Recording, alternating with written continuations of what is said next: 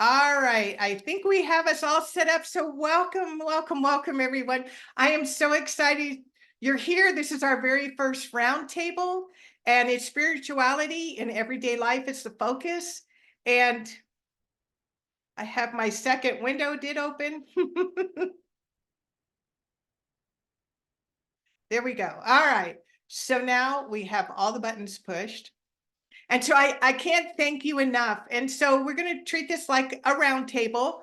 We're going to first start off and introduce ourselves, and we'll just jump in. And the first, introduce yourself. And then the first question is going to be, at what phase of your life did you become aware of yourself as a spiritual person, however it is that is for you? And then when in life did you start like incorporating it? Did it become part of your everyday life? How's that sound? Yes? Great. So Dawn, can we start with you? Yes, now that I'm unmuted, I'd be happy to.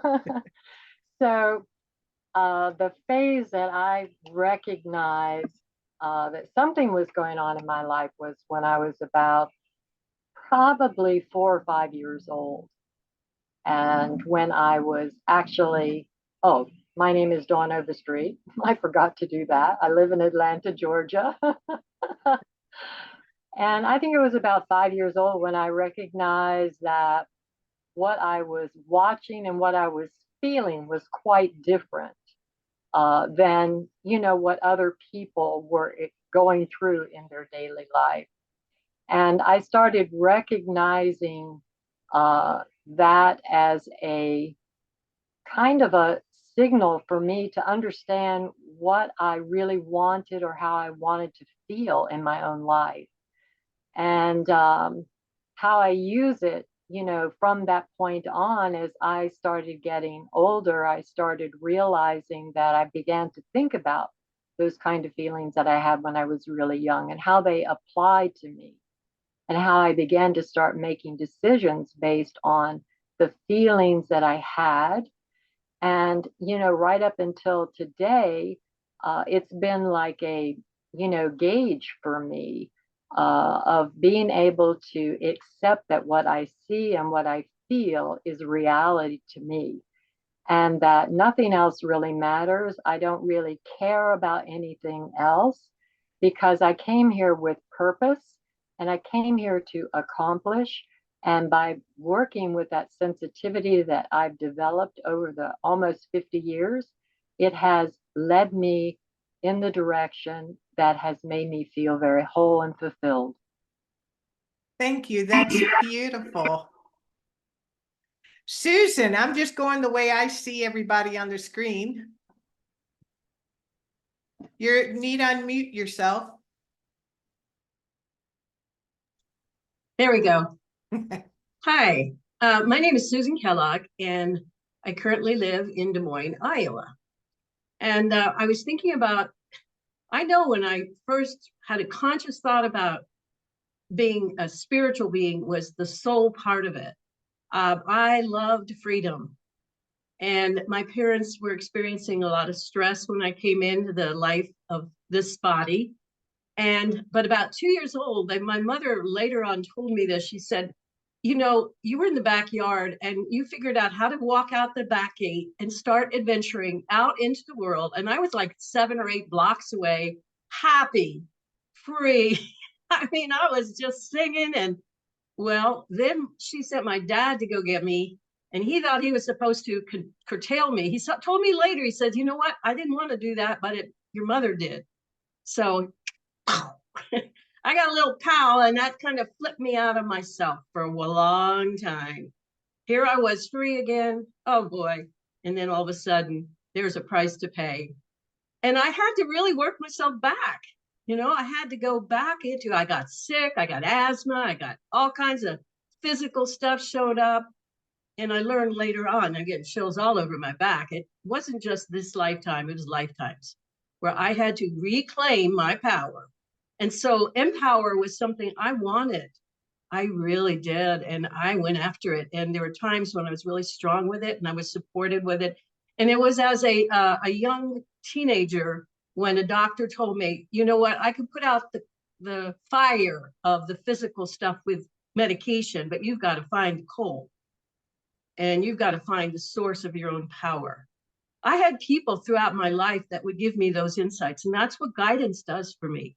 It's that spiritual connection. It's unlimited. So I went after it. And that, but it started out going, I know what it feels like to be a soul, free and unfettered. And then I also know what it feels like to be empowered. So it's a beautiful opportunity, you know, that I see this lifetime and being able to help people now who are going through similar situations to reclaim and get empowered within that soul part of them. I love the word unencumbered Mm. and living freely. Thank you, Susan. Sandra Adler. Hi, I'm Hey, Sandra. Hi, I'm living in sunny Seminole, Florida, Woo! and I love it. Um, I I grew up wanting to die and kill myself. I was sick like Susan. I had everything, and I don't know how I survived it all.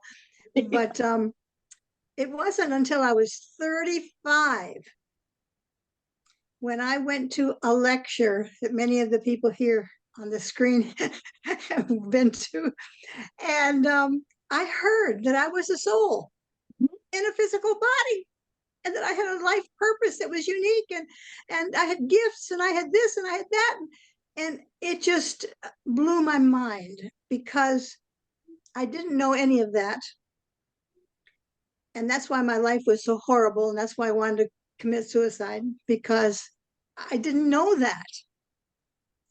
And so once I found out, I could go back over those past 35 years and say, oh, that's why I was punished all the time, because I was saying things that were true and nobody wanted to hear it.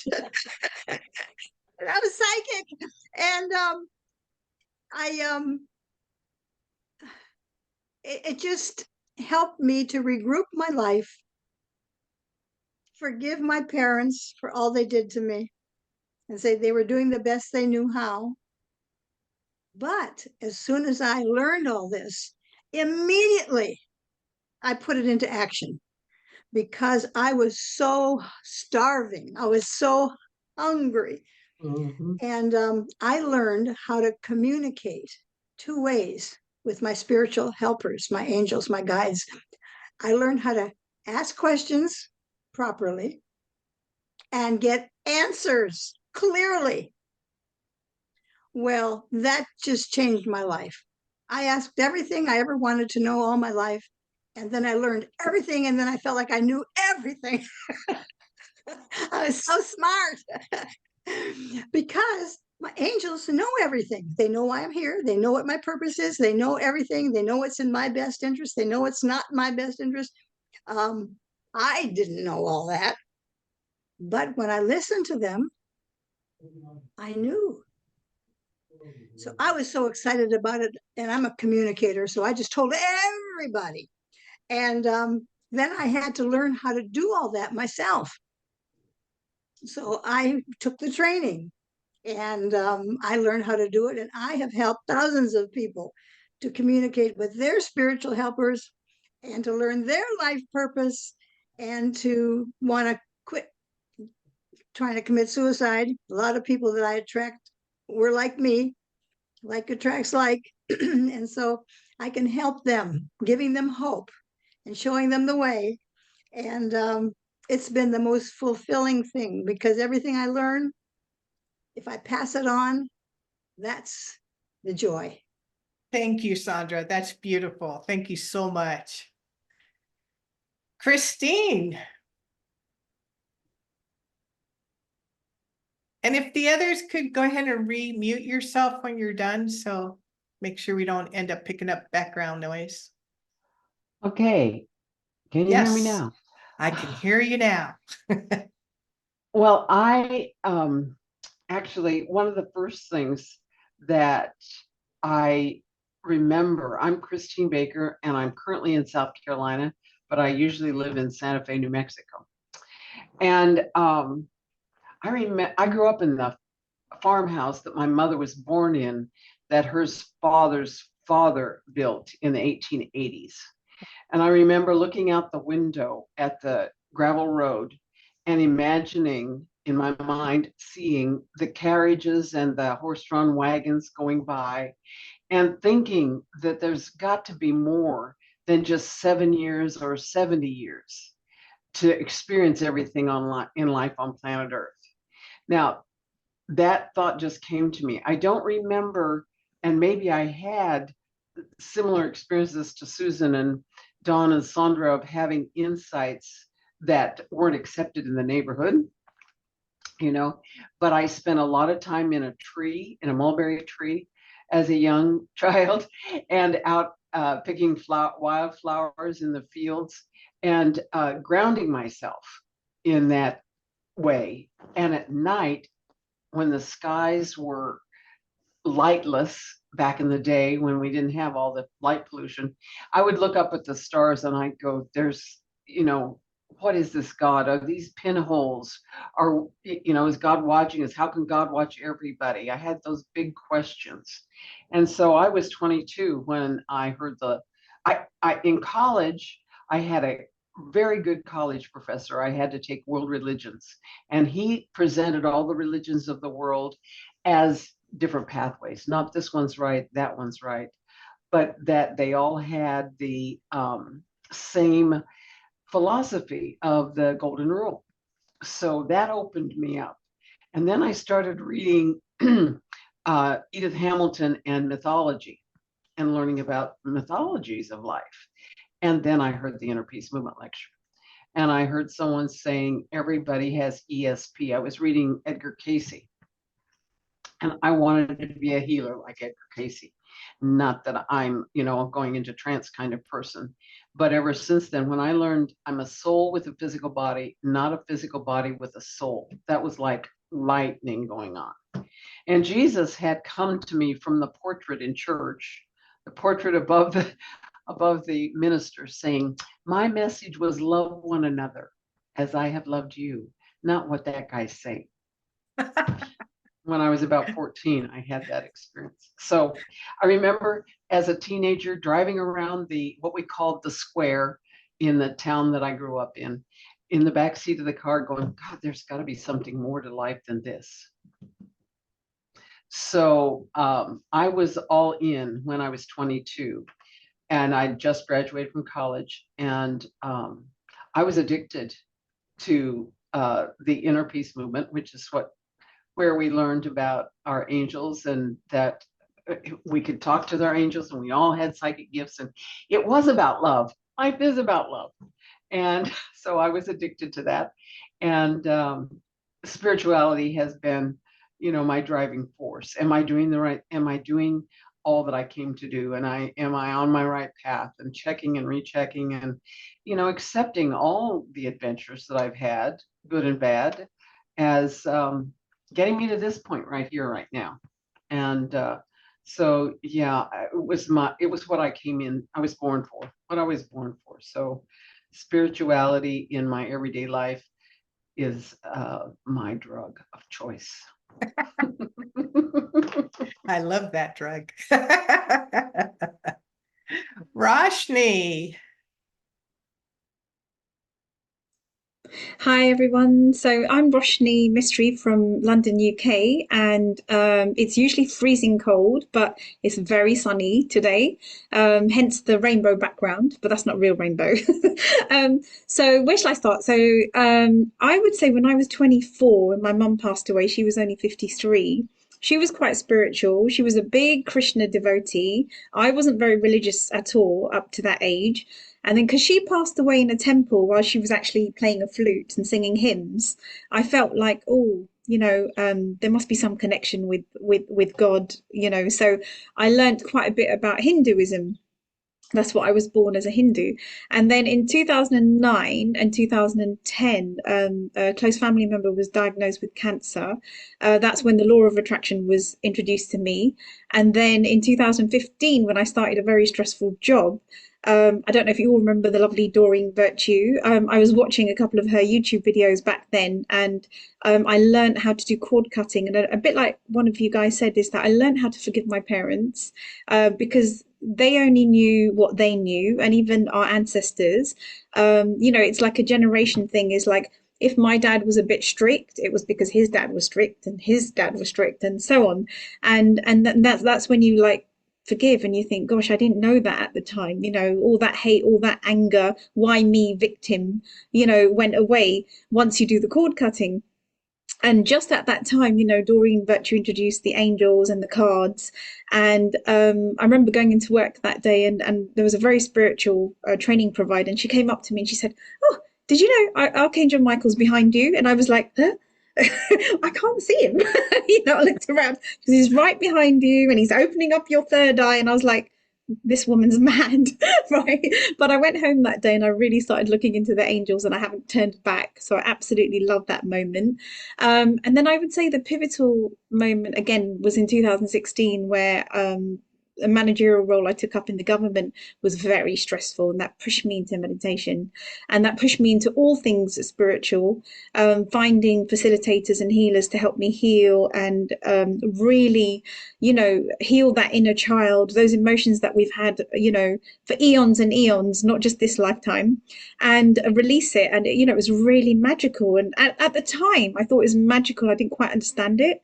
And now, because I'm helping others, I'm really beginning to understand it, that, it's just vibrational frequency, it's energy, and it's whatever we think, right? So, we can change so much from the power of our thoughts. One thing I learned in 2016 is that, we're all one. Yeah, there's no, I think, I can't remember who said it, but, all the religions, they're there, and they all have these principles of love, compassion, authenticity, unconditional love. And that's the message that we would like to give to the world in spirituality rather than religion based. And yeah, religion can be a good thing. But in my eyes now, we are all one. We're just, source, what's in me is in you and is in everyone else. So that's my spiritual journey. That's beautiful. Thank you so much. All right, let's see, where are we at? So it's Cheyenne, right? Yes, please. Yes, thank you for allowing me to join this powerful group here today. And I have to tell you, Sandra, I'm in St. Petersburg, Florida right now. I actually was at Blossom Lake Park in Seminole last Sunday.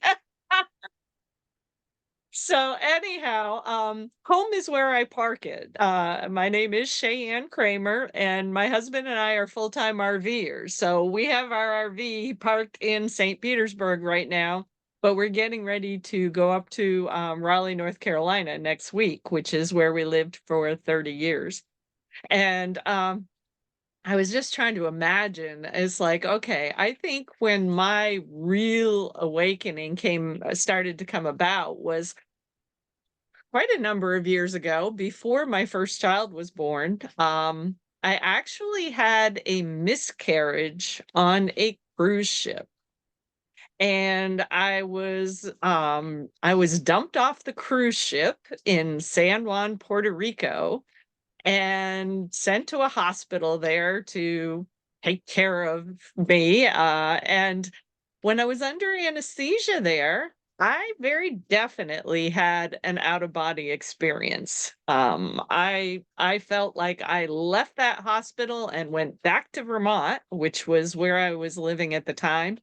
And I actually remember sitting in my office and looking around and hearing conversations and all kinds of things, when all of a sudden I had this message that hit my brain and said, "You need to get back or they're going to think you're gone for good." And I'm like, "What?" And so off I went back to Puerto Rico. And at that point in time, my parents, they baptized me when I was born, but they never brought me into a church after that. So I was in a total state of confusion about what had just happened to me. And it was interesting because I think it was Christine mentioned Edgar Casey. When I got back to Vermont and I confided in a close friend of mine what I had experienced, she handed me an Edgar Casey book and said, "Time for you to learn." And so that was the beginning of my journey. And what was really interesting about it was the fact that from that point, I mean, I was working for a Fortune 500 company and thought that my whole life was going to revolve around being there. But from that point, there was this series of stepping stones that were definitely designing to take me out of there, because I definitely had bigger things to be doing than working in corporate America. So after several layoffs, the last one that landed me in North Carolina, and then being laid off again, it was obvious to me there was something else that I needed to do. And that was when I really, in fact, I went back to the Edgar Casey Foundation and spent several days there just reading and researching and trying to gain clarity about where it was that I was supposed to be. And went through several more painful experiences trying to learn exactly what that was all about. But it was really a little over a decade ago when my husband and I went through a complete financial crash and both got the same message that it was for us to be on the road, that there was work for us to do on the road. And so we let the house go, we let everything go, and it took us a few years. It was only 5 years ago that we actually got into the RV. And trust me, spirituality plays a role every single day. And people normally ask, it's actually unusual that we know we're going to Raleigh next week. Usually people ask us, well, where are you off to next? And we go, haven't been told yet. I love that. Cheyenne, that is so beautiful. Thank you so much for sharing. All right, Thank you. Corinne. Hi, I'm Corinne Zuliger. It's so fun to listen to everybody and how they, how they got here in this moment. I'm like, I don't even really know where to start. I can think back to being a kid and having a knowing that there was something more and something different for me. I grew up in a pretty chaotic family. We'll just go with that. And I always felt kind of separate from that. Had like this knowing. We did not have religion in our house. My dad was completely against force feeding us anything and said that when we got old enough, we could make up our own mind. And my mom was raised Irish Catholic, of which she was, let's say, relieved from the church, if you will, because she became a teenage mother and an unwed one at that. So that was the beginning of my life. And but when I met my husband, I felt like I needed to have something in my life. I too was an unwed mother, a single mom, and I had my child before I met my husband. Was turned away from the Catholic Church. They would not baptize her because I was unwed.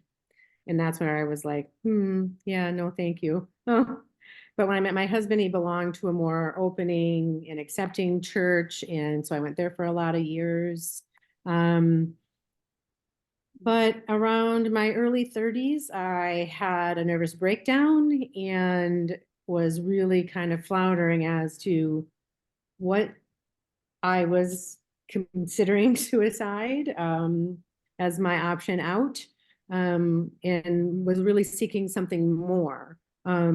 I actually turned to yoga became a yoga teacher, an advanced teacher. And in those trainings, the teacher that I had, the first order of business was to read this book on world religions, of which opened me to the fact that I was like, this is all the same stuff. What are people like so uptight about? And then I'm like, I just really couldn't see this. I couldn't see the difference in my mind. I was like, it's just all the same thing. They just call it something different. And so that kind of started me on a path of seeking alternative ways, if you will. And all for good reason. Another knowing that I had is we have a son, and I kind of suspected something was a little different about him as he was growing up. And when he was 14, he came to us and said he was gay, of which I was not shocked and was like, okay, we love you, and nothing, because every fiber of my being, every knowing that I had was like, he's my baby. He's just who he is. I raised him. I see him. This is who he is. And so when people would say to me, well, that's, he's making that choice, it was like, oh, it made my ears bleed. And so I went to our pastor, the youth pastor at that time, and sought some counsel, thinking I was, doing the right thing. And he was like, well, he can't be a Christian. He cannot be a Christian if he ever acts on that. And I was like, so basically you're telling me that my son should live the rest of his life without love. That is not the Jesus I know. And I went, peace out. I'm out of here. We're out of here. We're not doing this. And then I really started diving into all of the things I know. During the years of the yoga training, I can remember coming across What the Bleep Do You Know? Joe Dispenza did a little thing in there, Wayne Dyer's information. There was is a spiritual leader, Rob Bell, who I started to listen to his reasoning why he left the church. A number of other people, Jen Hatmaker was another one that I, really started leaning into. Another young lady that had died, who really questioned the underlyings of it. And, not here to beat up religion. I was here to expand my knowing. And so I dove into the teachings of Jesus and really looking at all of the things that were omitted from the earlier religion. And in doing that, starting to recognize the suppression of women, being left out, being painted as, harlots and whores, and, that we were, and then witches, right? If you had, if you leaned into your intuitiveness at all, then you were a witch. And so I started really dabbling in all of the different modalities. And what I came to was, really interesting. What it does is it leads me back into me, right? Into my own knowing, in my own connection with our source. And it was like, and then the more, because I am trained in a technique called RAMP, which is rapid accelerated mind patterning, and it's subconscious work. And so the more I learned about how, if I'm meditating and dropping into my subconscious, I'm accessing my source, my energy source. And again, that is that inner knowing, connected, and then we're all connected. And so I love this stuff, can't get enough of it.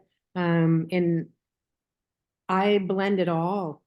I blend all of it into this beautiful being, and I take it to nurture whomever I come across. Doesn't matter to me.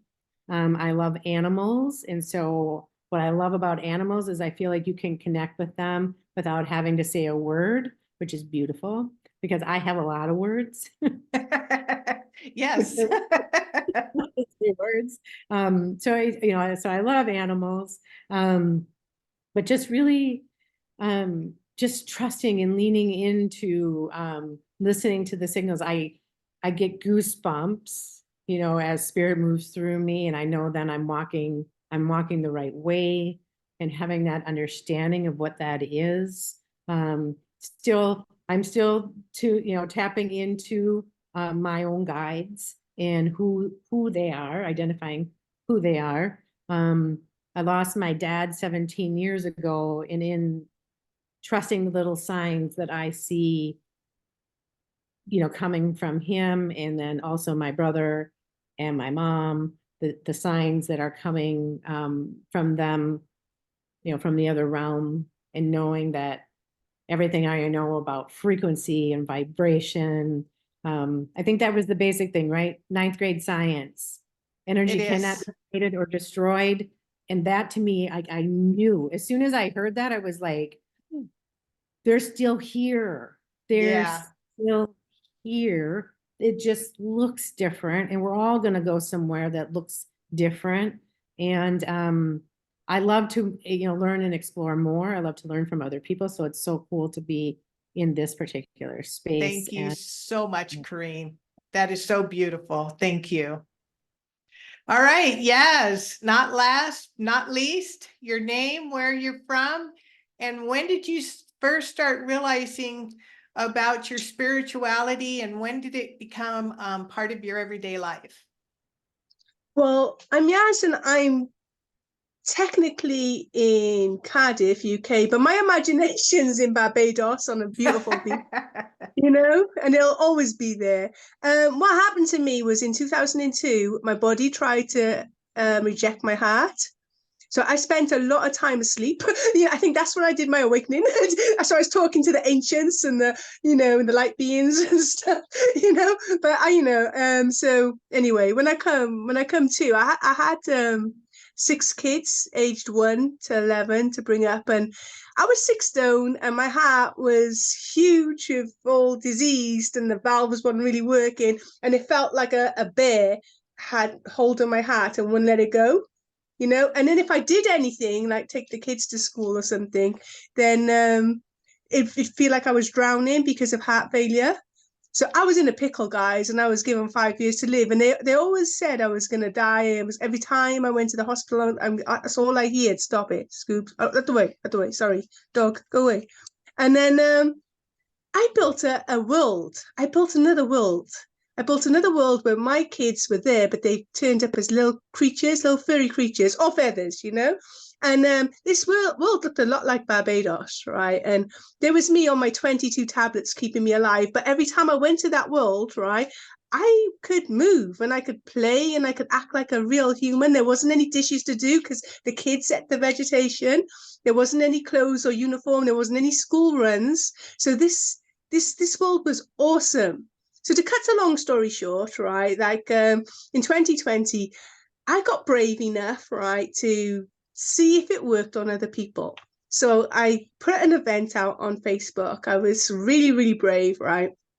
About 5 people turned up, and their worlds changed, and I got awesome testimonials. So like COVID was happening, and I had 6 kids, and I left them, most of them in here, Cardiff, and so there was a lot to sort out when I come back. And then I just thought, I'm gonna write down my bucket lists, right? And I'm going to tick them off, and I'm going to show people that when they do this, it works. Obviously, there's a bit more to that. I'm just like, because we got to squeeze it in here. But like, guys, it really works, and it's different to everything out there. And I really want to spread the news, how fun and easy and awesome it is. You can have whatever you ever wanted in your life. You can create it in this world, and it'll come to you, because like you said earlier, you're a vibrational match, that energy thing, so like I in that world, I get you to dial it up. So I think, I don't know, right, but I think that because it's in the quantum field, and when you get that feeling of bliss, that you've always wanted that scenario with those characters in that habitat, and you dial it up, then the universe bows down and gives it to you, because it has to, because it doesn't know whether it's like happening in real life or not. So it's got to give you a vibrational match. So this is why I met Ginny, and I just want to spread it, because it's so fun, guys. It's really fun, honestly. Thank It's you, imagination. Jess. I love that. I love that you're here. Thank you so much. Thank you. And I see one more person. I don't see your image, your video, to Jana. How do you say your name? Hi, I'm Tatiana. Tatiana. Tatiana. It's like an I or a Y. Yep. Oh, okay. Well, welcome and thank you so much. And Tatiana. thank you for coming on. So, Thank you. yes. So tell us your name, where you are, and when did you first start realizing your spirituality, and when did it become part of your everyday life? So my name is Tatiana Smith. I'm currently in Los Angeles, California. Not so sunny today. And I got to be honest, I wasn't really sure what I was signing up for, but it's been so lovely hearing all the stories and really inspiring. It's hard to say when spirituality became part of my daily life because it was in a way it's always there because it's in everything we do and in every, being around us and plants and everything. And I've always felt a deep connection to nature. And my life hasn't been really straight lined, and feel like I'm still figuring out what I want to do when I grow up. But there's always been this curiosity and joy that I feel when I'm inspired by my surroundings. And so, yeah, it's hard to really pinpoint when I noticed it, but I'm very aware of it now. And yeah, I try to, feel the light and bring the light wherever I go. That's beautiful. Well, thank you so much. Thank So you. I'm going to try to remember where the timer is. If somebody knows. I saw it.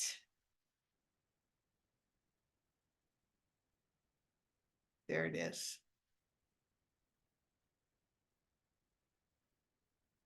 I'm waiting for it to load. Okay, beautiful. So the next question is, and we're just going to take a minute. Do you have a spiritual practice that you do daily? And if not, how that shows up for you? Does that make sense? Yeah, I'm getting some nods. Okay. So just 1 minute each, just real quickly, and we'll start with you again, Dawn. Well, I best unmute myself. Well, I was really inspired by Tatiana, and that all things are spiritual. And I call what I do on a daily basis making sure I do not leave out my routines. As an example, one of my routines this morning was finalizing my vegetable garden. And then I looked at it from a spiritual point of view, and I was reminded that every time I remove the weeds of life that don't work for me anymore, then I thrive and I grow and I bloom. So, just making sure that the routines that keep my life both spiritually and physically greased is extremely important to me. Thank you. Perfect, Dawn. All right, Susan. Okay. One of the things that I do often, I get a keyword every day from my guidance. I just say, hey, what's the word today that will help me stay tuned in and tuned up? Because I want to have that sense of spiritual connection, not only in my feelings, but in my thoughts. My thoughts can outthink me, and that doesn't do me any good. So that feeling of Tatiana saying everything is spiritual, I know I'm going to learn from every experience I have, and I want to be relaxed and open. So what can help me stay relaxed and open often has to do with the regrouping that I have with my guidance through writing, through music. And today I did my own round table. I sat out on the porch and I had a whole lot of questions about things that were happening in my life, my direction.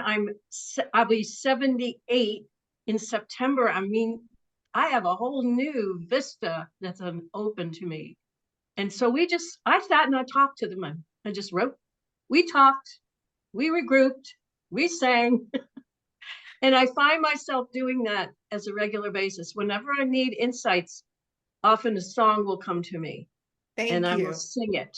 So that's one thing that is very healing and empowering. It's a way of communicating and connecting.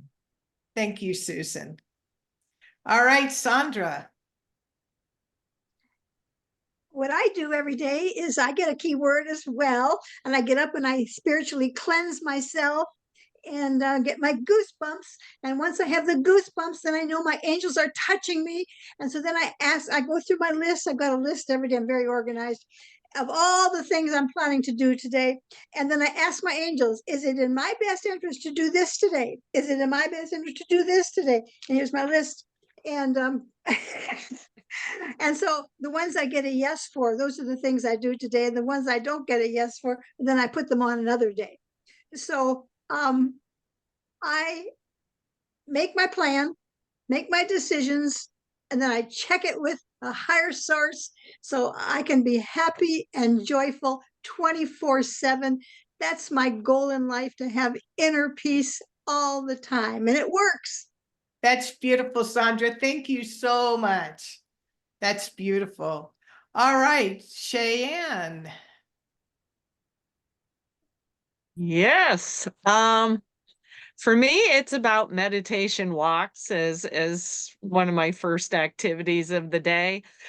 Because my husband and I are system builders, we have a lot of different pieces to the puzzle we're working on. And so I kind of rely on that to just get out there in nature and just ask, kind of like what Sandra was just expressing was, I'm just asking, what is today's focus? What are the action steps I need to take today? What do I focus on today? What goes off somewhere else?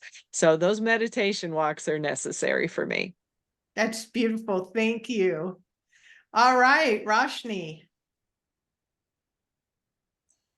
Okay, so first thing in the morning, I ground myself without fail, and then I connect to Creator Source and I do a nice cleansing prayer, and I do that before I go to sleep as well because energies are all around us, right? And that just starts my day really beautifully. Then I meditate a couple of minutes, and I'll check in with my guides and say, right, what's the plan for today? What do I need to do today? Like what Sandra said.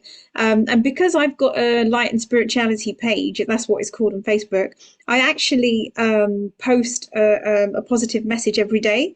And when I don't know, I say to my guides, what shall we do on today? And they'll say, right, do something on trust, do something on meditation, do something on surrender. So that kind of motivates me every day to keep doing that. And if I get stuck, I go up to the Akashics and I ask Archangel Metatron, I don't know what's going on with me. What shall I do? And he'll let me know. That's my day. That's beautiful. Thank you. All right, Christine.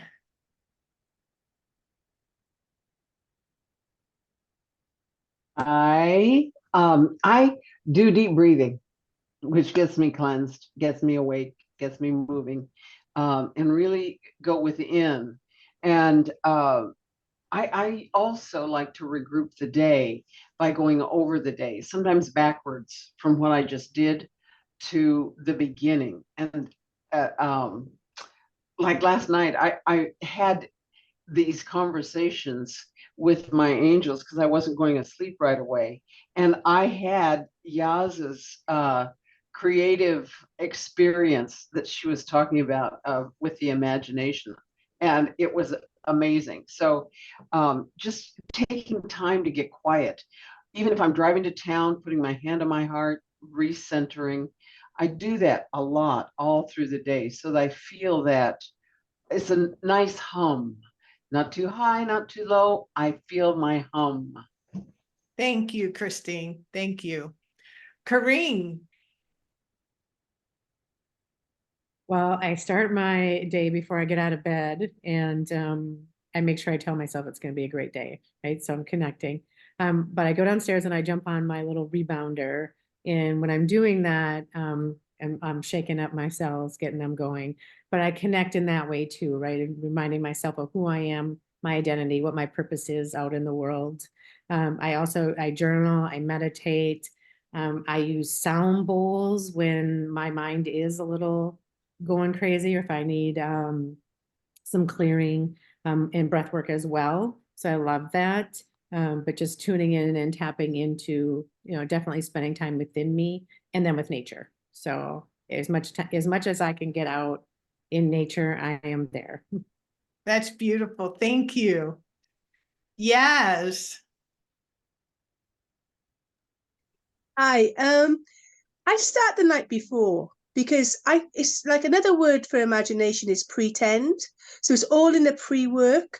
Like you've got to like not got to, that's just too strong a word, but I appreciate my heartbeat because it wasn't meant to be. You know what it was, but it's not like a solid thing, And I appreciate my breath and the way I show the universe thanks to that. I hug trees, and I thank them for the oxygen and I thank them for being alive, But I run through my day the night before.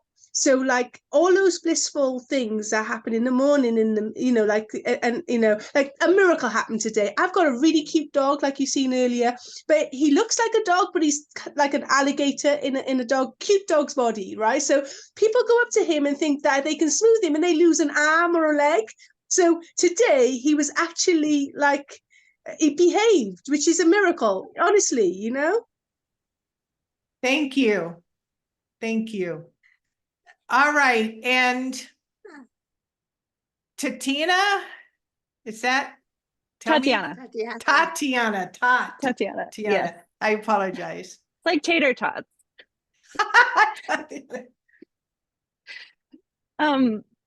Well, I started to do yoga every day probably 9 months ago.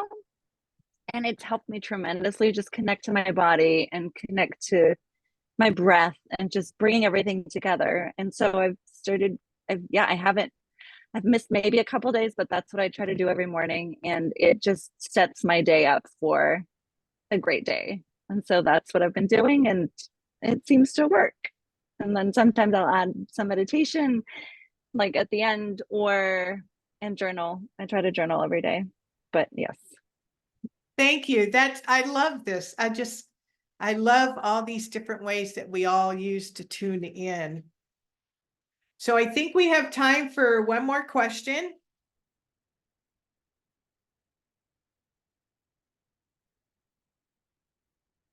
And I'm trying to pick one that kind of can be sort of a simple answer, but it's also insightful. It's how do you navigate integrating your spiritual beliefs into your personal relationships or your work life or other aspects of daily life? So how do you integrate? And we'll start with you, Dawn.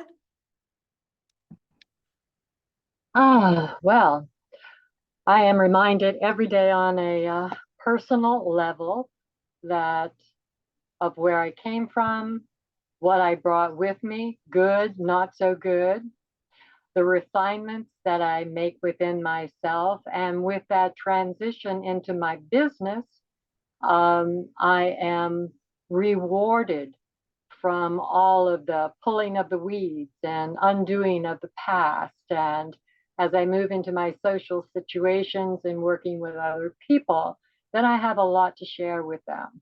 And I have the ability to laugh and smile and be cordial and friendly and all of those things without losing sight of personal and what I came to do.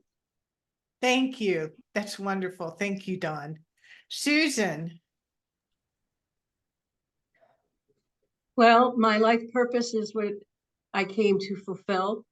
If I'm relaxed and in tune with myself and being loyal to myself, it's a way of life. So every day is an opportunity to live that purpose. Everyone that I am attracted to, who is attracted to me, has a purpose, to see the soul in everyone, not the outer, that there's a beauty and a uniqueness and a purpose for that soul, and be aware of what I'm feeling as I interact with that soul. I meet a lot of people every day. I'm working in a school right now where I'm in a large school of many, many cultural people who are deaf, people who are special ed, people who are from Africa, Middle East, Asia, Mexico. So there's a language beyond the physical that happens with us.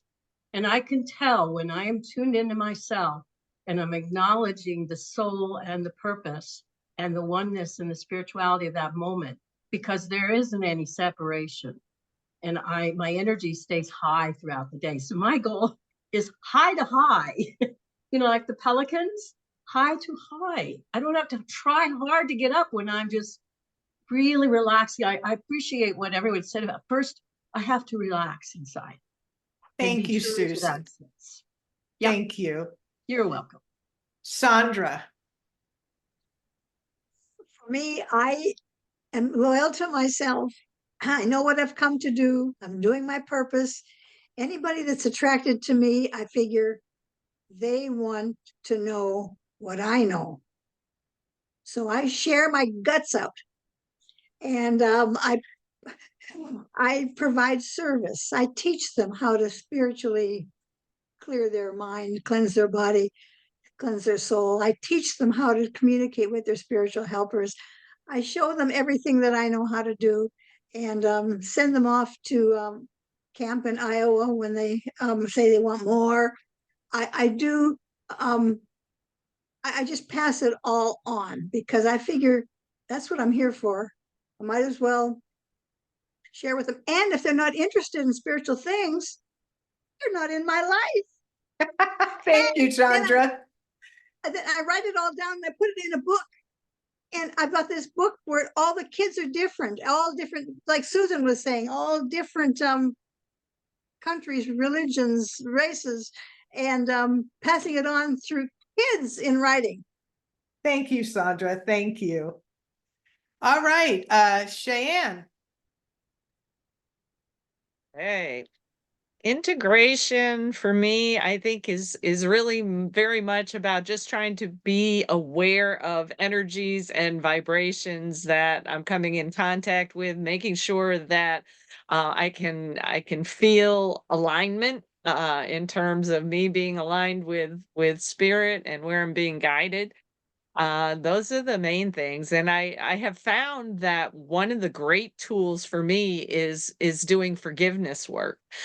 Because the energy that we hold on to when we're upset about something, angry about something, it can play a huge role in knocking you off track for where you want to go. So that's a big piece for me. Thank you. Thank you. beautiful. Roshni. Hi again. So, for me, with personal relationships or with clients or friends and family, if something is showing up in them, I'll have a look at myself first because sometimes I think, okay, am I the one that's holding a bit of anger? Is there a reflection of me that is showing in them? And that most likely that is the case, not all the time, but most likely. So I would look at myself first, and then if I'm really confused about situations within a relationship, then I would say to Source, what would Source do? How would Source react? Will Source get angry? Would Source punish them? Would Source stop talking to them? I don't think so. Yeah, so that's how I integrate it into my work and into the teachings that I do in spiritual workshops and in my one-to-ones. Yeah, that's me. That's awesome. Thank you, Roshni. Yes, let's go ahead. My screen moved around. You're next.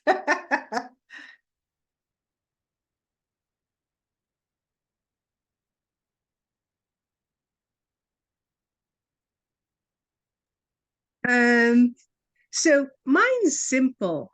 I make people smile, and then if that works, eye contact and smiles, and if that works, I make them laugh, and I'm really playful about it. I mean, I did it to you guys earlier, so that was that was a win. And smiles are contagious, and laughter's contagious, and my friends, they let me edit. I mean, I come from a place of love. I don't be mean or anything, but when they're moaning or they're being like, or they're calling in something terrible, I just say change like if to when, and I edit what they're saying in a beautiful place. So they smile and then they re-say it then, which is when they do that, it's like they get it. But if they don't do that, I really don't mind either. Thank you. Yes. And it's Tatiana. Tatiana, yes. um, um, I try, I try to meet everybody with an open heart, including myself. And sometimes some days are more difficult than others, but I think just, yeah, coming to any situation with an open heart and believing that everybody's intentions are as good as mine. And I think that's what I try to do, and just be open.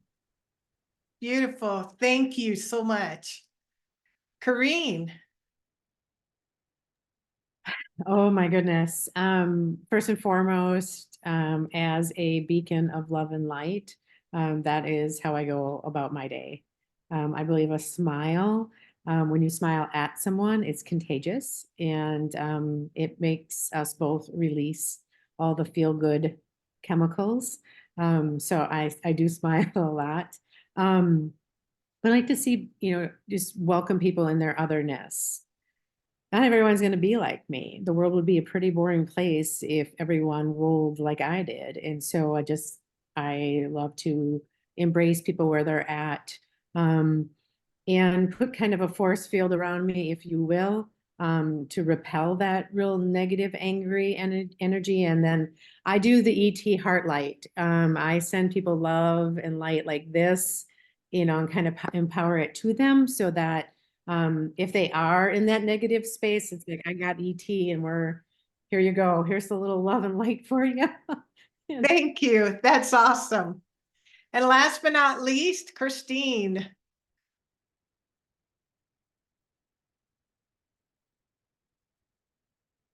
I'm on my phone, it always takes longer.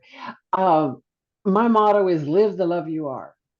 And I have always tried to live a loving state of consciousness that I radiate out. I call angels before me, angels behind me, angels to the right of me, angels to the left of me, angels above me, angels below me.